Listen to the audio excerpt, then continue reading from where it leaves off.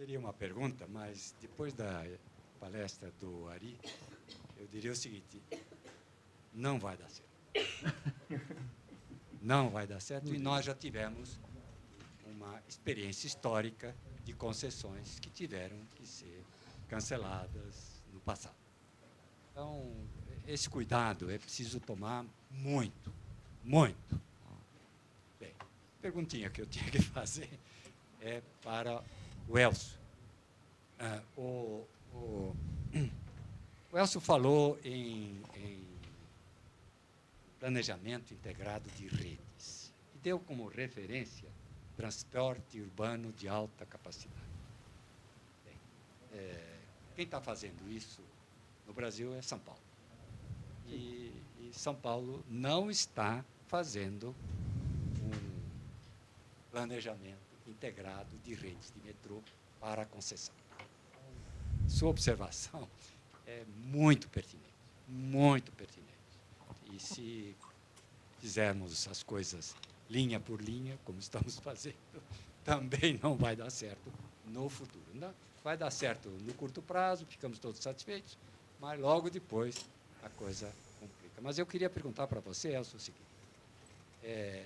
Você, quando o governo de São Paulo iniciou a concessão de rodovias, e foi bem sucedido nisso aí, havia o seguinte: bom, primeiro, o Estado de São Paulo não é tão grande como o Brasil, não é que nós tenhamos uma rede de rodovias, assim como uma rede de metrô, não é bem isso, mas tomou-se algum cuidado.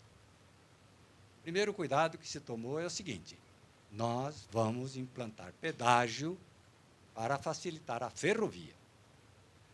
Ou seja, quem usar as estradas vai ter um preço, coisa que a ferrovia não tinha, a estrada é de graça.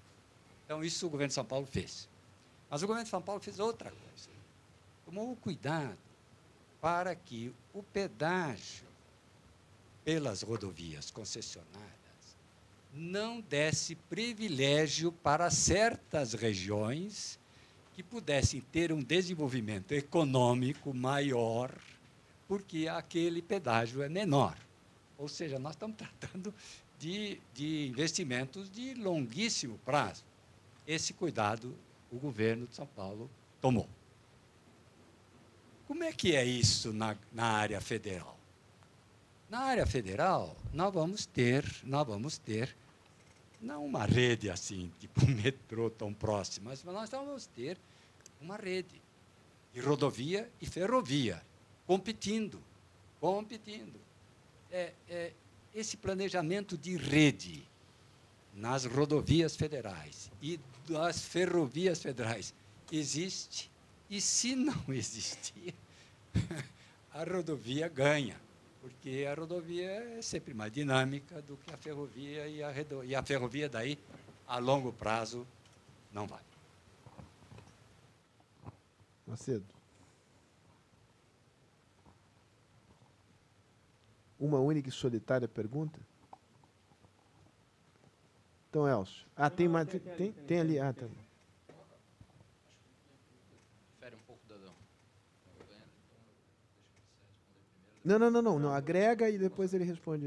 Só agregando na mobilidade urbana, você mencionou onde passariam os trens, enfim, as facilidades todas de acesso, teria uma valorização e o dono daquele imóvel deveria pagar o imposto, enfim, aquela tese que você defendeu. Ele não vai estar pagando isso posterior, com o aumento do valor do IPTU, dado que aquele imóvel vai ter uma valorização e você tem um IPTU maior, consequentemente, e isso já acontece hoje. Então, só fiquei com essa dúvida. Tem uma questão de timing aí, não sei se eu pago antes ou você vai ter que pagar depois, mas hoje, efetivamente, existe esse pagamento. Eu acho que é uma coisa que fica. Roberto Macedo, aqui na frente. Claro. Não, é o seguinte, eu gostei muito da sua apresentação, porque, inclusive, me deu uma avaliação melhor do que está rolando aí, certo? Mas eu notei o seguinte: você faz uma avaliação a partir dos projetos que começaram, certo? Por exemplo, esse caso rodovias e ferrovias que a presidente Dilma anunciou em agosto de 2012, se eu não me engano. Né? Mas demorou 10 anos para decidir. Né? Esse aqui é o drama ainda. Você perdeu um tempo infernal. Então, acho que tem que qualificar, porque parece que quando você apresenta aquelas coisas de outros países, com atraso e tudo, eu acho razoável, aquilo é interessante saber, porque senão a gente fica achando que a gente é jabuticaba do sistema. Mas tem que contar também o tempo da não decisão. Da não decisão. Sim. E além do tempo da não decisão, só pôr a minha colherzinha rápida aqui, já volta para vocês. Quando eu olho a tua exposição, à luz da exposição do Carlos Ari, as fragilidades do processo aparecem, porque, de fato, não é só o tempo que se levou para decidir, é que, na hora que se decide, não se fixam regras de longo prazo que digamos, estabilizam as expectativas. Então, é permanentemente um stop and go. Quando você tem esses vácuos, isso, digamos, em Brasília você descobre no segundo dia.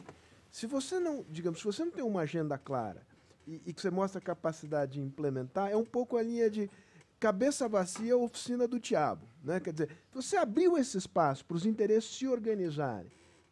E os interesses se organizam em torno dos seus, naturalmente, dos seus interesses corporativos e miúdos. Né? Aí realmente você está frito. Né? Então, eu queria que você um pouco requalificasse o otimismo da tua apresentação à luz do que disse o Carlos Ari. Né? E do tempo perdido. Né? Enfim, acho que agora temos aqui já tem mais uma... Então, vamos deixar para uma segunda rodada ou não? Vamos juntar tudo de uma vez, então. Pega duas aqui e mais uma ali, já volta para a mesa. Agora o pessoal vai se animando. Efeito demonstração, negócio perigosíssimo. O Francisco... Maria Lúcia Camargo, da Emplase. Eu queria fazer uma pergunta para o Elcio. É interessante essa perspectiva de que você olha hoje a infraestrutura, né, sob um prisma de serviço e não de obra. E o que eu queria perguntar para você é o seguinte, quer dizer, eu acho que o grande problema que nós temos é um problema de gestão de serviços. Né? Então, nesse ponto de vista, como é que você vê a possibilidade da gente passar a contar com um novo marco regulatório ou uma desregulamentação? Quer dizer, você olha um aeroporto, onde no mundo inteiro você tem fila em todo lugar, mas você tem, entendeu, que em 15 minutos, ou em 10 minutos, ou em 5 minutos, você atinge o que você precisa, um táxi ou a imigração. Aqui não, quer dizer, porque tem uma burocracia, você pega o aeroporto de Cumbica, por exemplo, você tem uma cooperativa que domina e não pode entrar táxi. Quer dizer, se a gente for medir, né, por serviço, é bastante complicado. Você vê perspectiva da gente ter uma melhora na regulamentação desses serviços? Vamos aproveitar, falando em logística, para facilitar, o Francisco ali. Francisco, você quer fazer uma pergunta? E aí depois a gente vem aqui na minha ponta esquerda e volta para a mesa. Augusto Rodrigues, o Gênio, pela sua experiência, cuidou mais de saneamento. E ele colocou o saneamento, como você fala da curva, muito abaixo do padrão internacional. E você colocou o esgoto residencial como um déficit de estoque equacionado, como você classificou. Eu queria saber por quê, eu não entendi. Tá bom. Legal. Então, última pergunta aqui. E aí voltamos para a mesa e aí encerramos a sessão que já se faz hora. Luiz Célio Botura. As licitações, ou as concessões, as parcerias, estão sendo muito baseadas em desempenho. Então, esse desempenho, se não tiver um aferimento independente e bem marcado, nós não teremos as condições necessárias. E quem deveria marcar seriam as agências. Mas a agência depende de ministro, que é político, na pior das hipóteses. Eu estou pensando que a agência ainda tem alguma competência. Mas ela depende do ministro, que, às vezes, é leigo no assunto, não tem a menor noção. Então, a agência não precisaria de um modelo independente do Ministério? Alguma coisa mais ou menos como são as universidades? Algo meio autônomo? Segundo, em relação à receita da contribuição de melhoria que você falou, isso é um mito que no Brasil, para você ter uma ideia, o DR, em 1910, mais ou menos, quando foi criado, a lei de criação do DR de São Paulo já dizia de arrecadar os recursos ao longo das rodovias. Isso foi uma luta antiga, dos anos 30, etc. Tal. Tem até uma lei federal que obriga que toda a melhoria pública seja cobrada contribuição de melhoria. Ela não deu certo. Aí, então, optou-se por um modelo que chama-se operação urbana, que aí levou, lamentavelmente, o Ari lembra bastante disso, quando a gente começou a fazer isso ainda, eu comecei nos anos 70, e aí tal, quando emplacou, virou operação urbana consorciada, e fizeram uma confusão que virou operação imobiliária.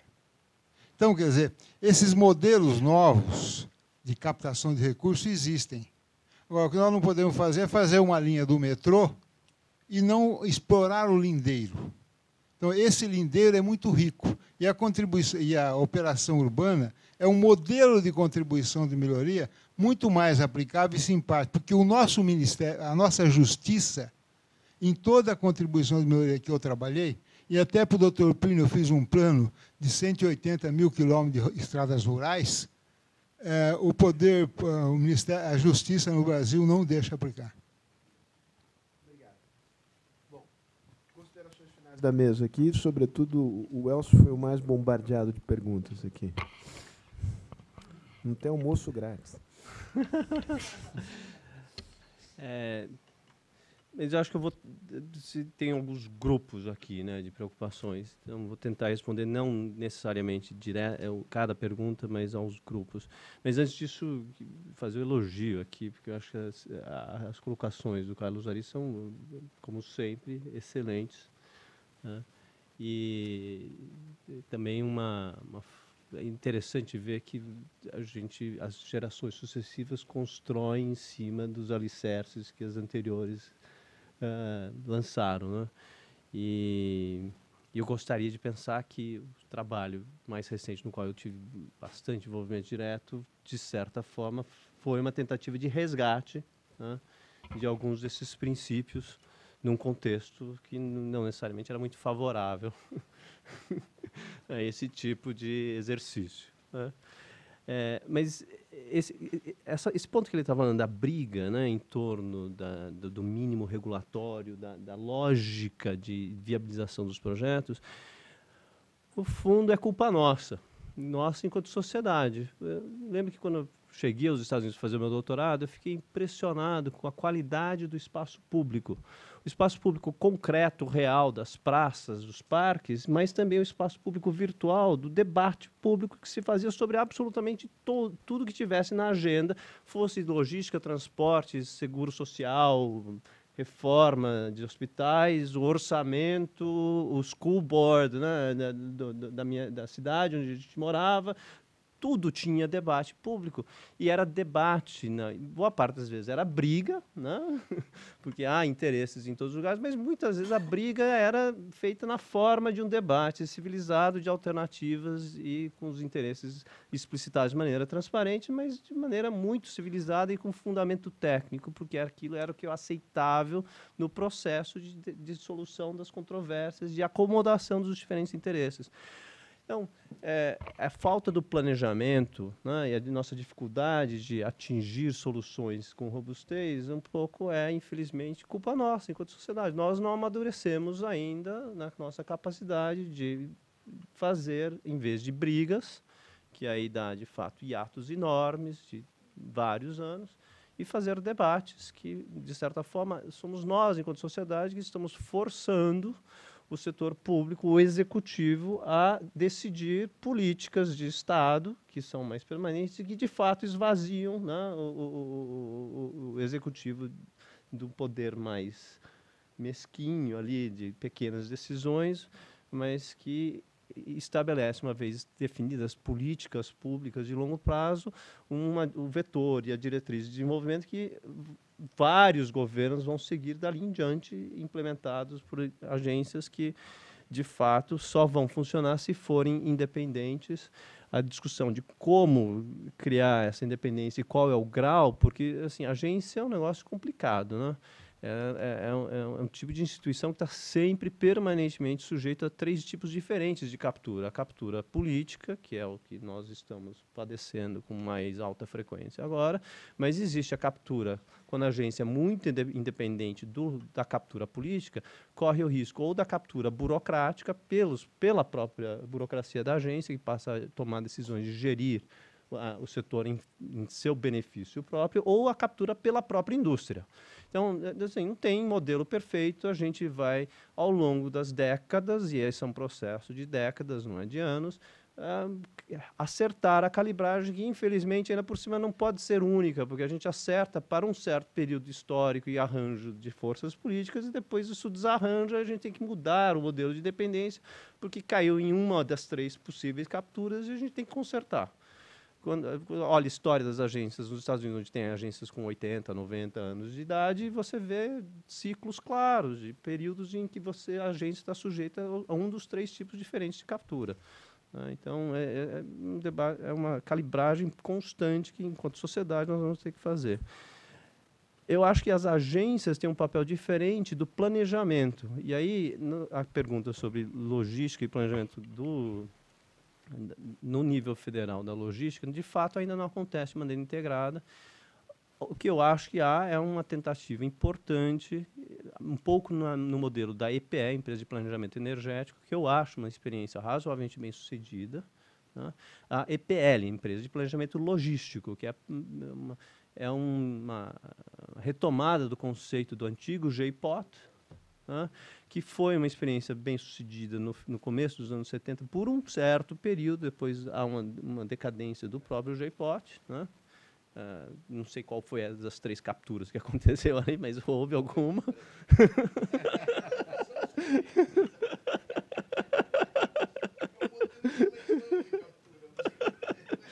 Mas, enfim, eu acho que a EPL é a melhor, é um avanço institucional importante. Não sei se a gestão e a execução efetivamente vão atender as nossas necessidades, mas eu acho que essa é uma experiência. E não é agência, é uma coisa diferente, não é uma agência de regulação, mas é uma entidade de planejamento de longo prazo, e que pela primeira vez teria a função e a capacidade, se bem executada, de pensar todas as redes simultaneamente.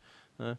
E não é um negócio, na verdade, assim, um planejamento bem feito nos economizaria muito investimento. São Paulo não tem uma rede adequada de plataformas logísticas multimodais, o que quer dizer que 50% dos caminhões na região metropolitana trafegam vazios, porque eles estão procurando a carga. Se a gente tivesse uma boa rede de plataformas logísticas no entorno da região metropolitana, a gente consolidaria e desagregaria cargas, né, sem esse tráfego todo de caminhões vazios, e poderia integrar de maneira muito melhor com ferrovia. Né.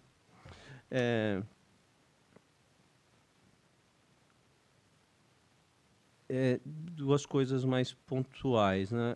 Saneamento como déficit de estoque, mas que eu acho que vai ser resolvido, é porque a gente já tem um novo marco regulatório da lei de saneamento, existe a lei de PPPs, que está permitindo uma explosão de parcerias e concessões de PPPs no nível municipal, e nós já temos investidores, empresas privadas de bom porte, Foz, CAB, a EGEA, a Águas do Brasil, atuantes com capacidade de crescimento e que vão, pouco a pouco, ao longo dos próximos anos, certamente aumentar a sua participação no serviço de saneamento dos atuais 6% a 8%, para algo, enfim, complementar à atuação das boas empresas estaduais ou municipais, mas que vai nos dar, ao longo das décadas, dos próximos anos, um modelo misto, com participação estatal, participação privada e concorrência entre elas, e a possibilidade de comparar o desempenho das empresas tanto faz privadas ou públicas.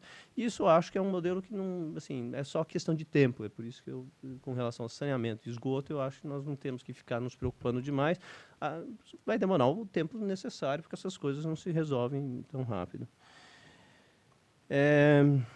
Agora, com relação à contribuição de melhoria, quando eu disse mecanismo de value capture, de captura de valor, conheço um pouco esse histórico e a frustração de não conseguir utilizar contribuições de melhoria. Acho a ideia das operações urbanas genial e é uma solução adequada. Só acho que a gente faz pouco porque, assim, o sistema de metrô de Tóquio, boa parte das estações foi financiada e não a posteriori. O problema do IPTU é que você tem que aí esperar todo esse mecanismo muito lento de valorização, e aí você não constrói a estação, porque você precisa do dinheiro primeiro para construir a estação, para acontecer a valorização. Então, existem formas, CEPACs é uma delas, certo? Em que você adianta o dinheiro da valorização, usa esse adiantamento para fazer a infraestrutura que você sabe que vai provocar aquela valorização, né?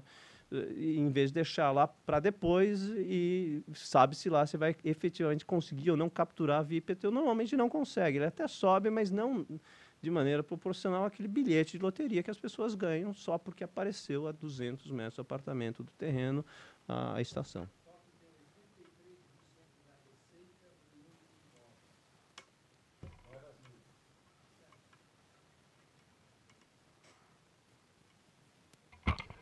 Bom, Carlos, você quer fazer considerações finais? Muito rapidinho, sobre a questão da independência das agências, que foi tocada aqui novamente, o Botura mencionou, eu diria que uma das coisas que a gente tem que repensar em relação às nossas agências, além do que eu já mencionei, é se nós não exageramos na segmentação.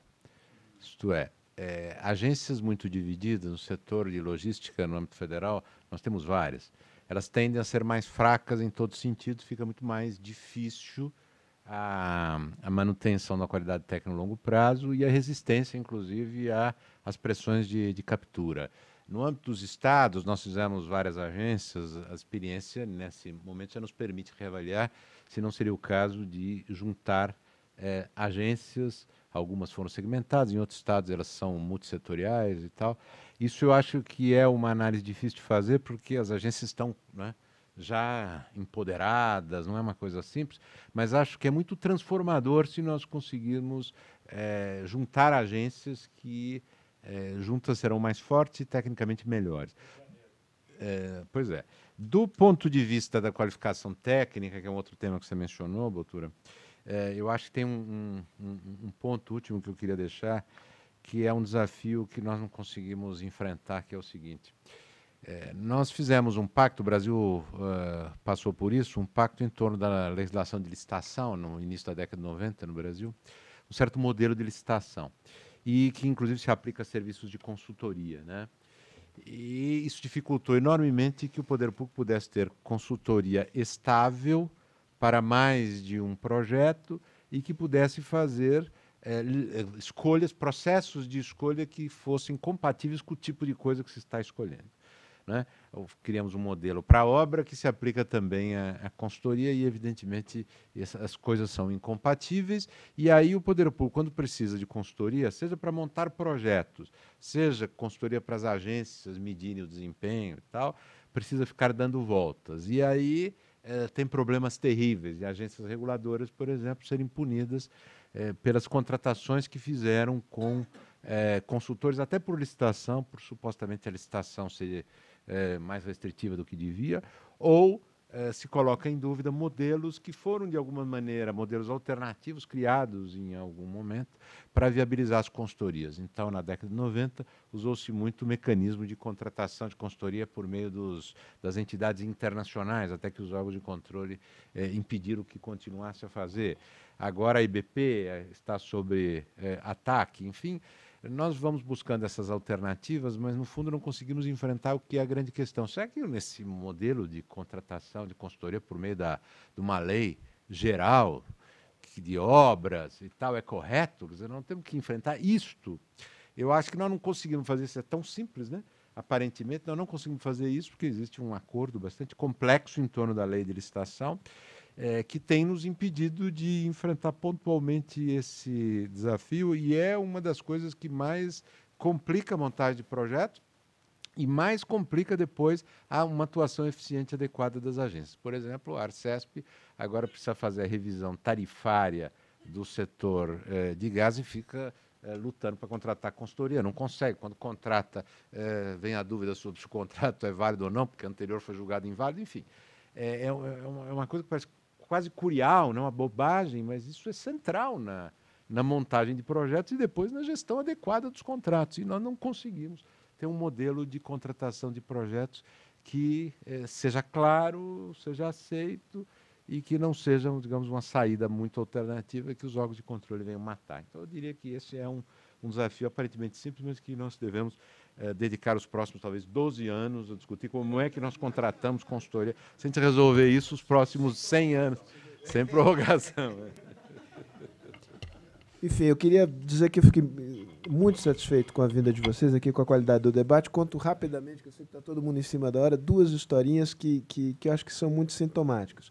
Quando eu fiz o convite para você, Elcio, e distribuí o convite, e evidentemente que eu não vou citar nomes, houve quem me dissesse como é que você está dando palco para esses caras. No fundo é isso. Quer dizer, você ficou imediatamente associado como um membro deste governo e que eu, tolo que sou, estou aqui dando um palco para você. Né? Enfim, não interessa o que eu argumentei, que não se trata de palco, enfim. Hoje, acho que foi você que me contou, uma pessoa que tem um blog famoso, pegou o convite e nos espinafrou como se esse convite aqui indicasse que este evento aqui seria um evento da oposição contra o governo Dilma, para fazer críticas ao governo Dilma, para derrubar o governo. Tá? Quando eu ouço de um lado e de outro esse tipo de estridência, eu falo para mim mesmo, eu acertei.